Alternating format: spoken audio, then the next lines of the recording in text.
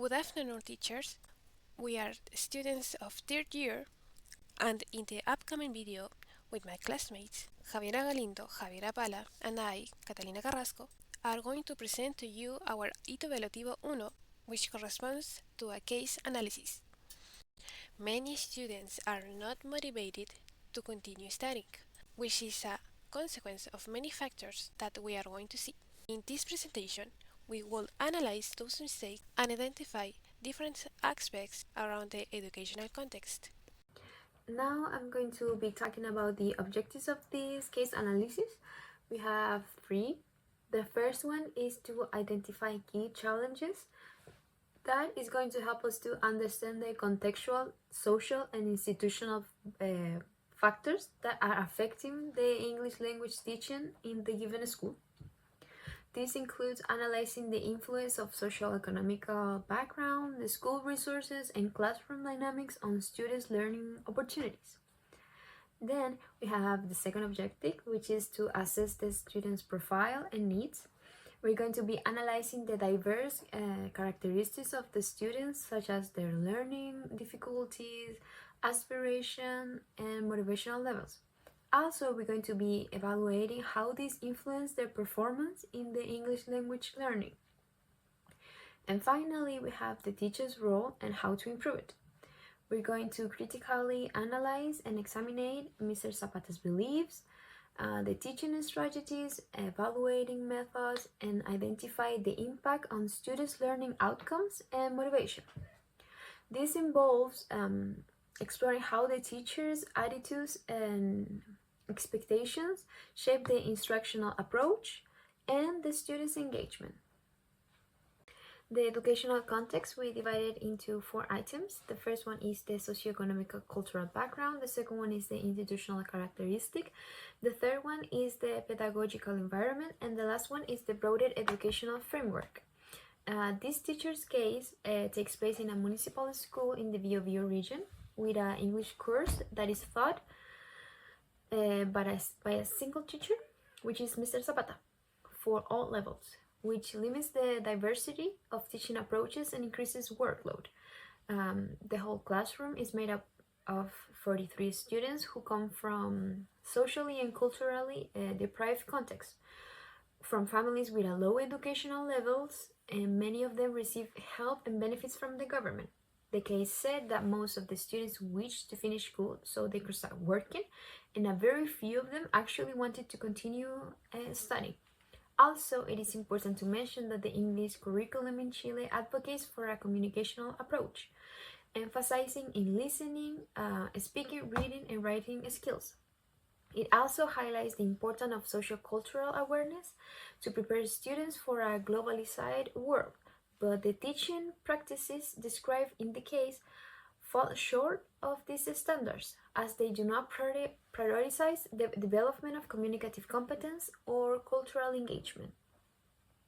Let's examine the students' profiles. According to the information provided by the school, the students come from socioeconomically disadvantaged contexts. This suggests that their families face financial difficulties, making private education an unlikely priority. Many families receive government assistance, which results in limited access to educational resources and restricts opportunities for higher education to students. Furthermore, a significant number of students opt to complete 4 grades before entering the workforce, and very few express an interest to continue their studies. This decision is often driven by the need to contribute financially to their families, as they feel the necessity of working at an early age to support their parents or caregivers. The teacher's role we divided into 2 main characteristics that Mr. Zapata has. The first one is the low expectations, and the second one is how he hinders a student's development. Mr. Zapata, 18 years of experience could be unassessed. However, his expressed beliefs about his students' potential, that they never going to learn English, negatively affects his teaching practices. These low expectations likely contribute to the students' poor outcomes, as his lack of beliefs in their abilities leads to a limited and oversimplified curriculum. Also, it is important to mention that some of his students have some good English abilities, but he doesn't seem to care, so they don't feel seen or supported at all by him. He keeps wasting potential by his negative beliefs about all his students. By focusing almost exclusively on vocabulary and isolated grammar exercises, Mr. Zapata overlooks key communicative competence like speaking, listening, reading, and writing. Additionally, his reliance on translation for every explanation hinders the student's development of listening comprehension and other communicative competence and an authentic engagement with the language.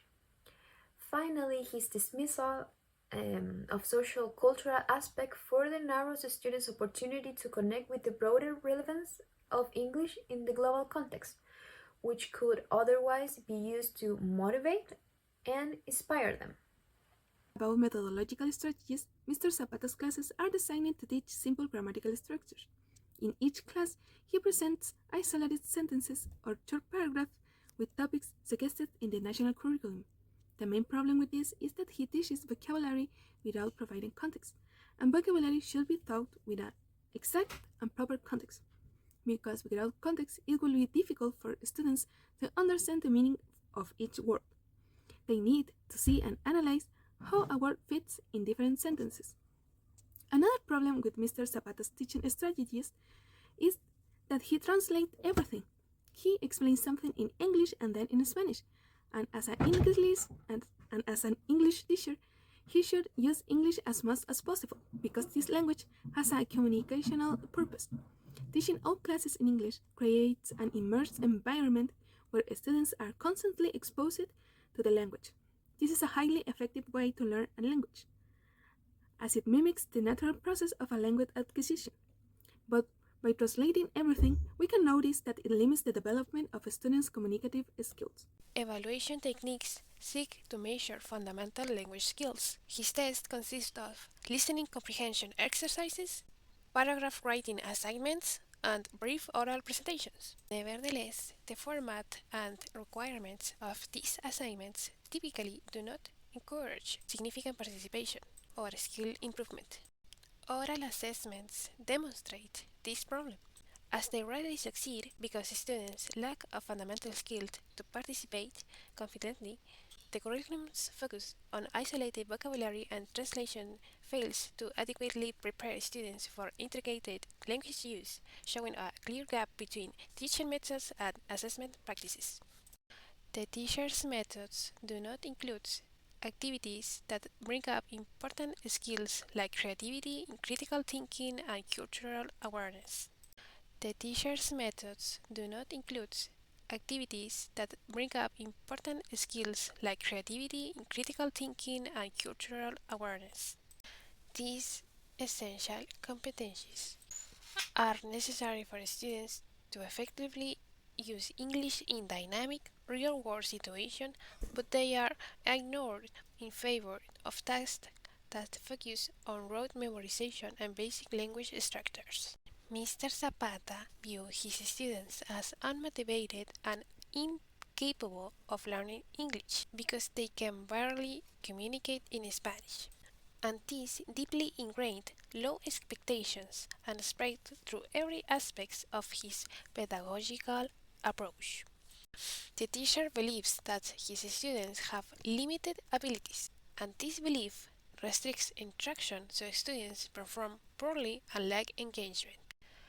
The assumption that more advanced content cannot be handled by students is what leads to a decision being made by him to heavily rely on translation and avoid more interactive skill building methodologies.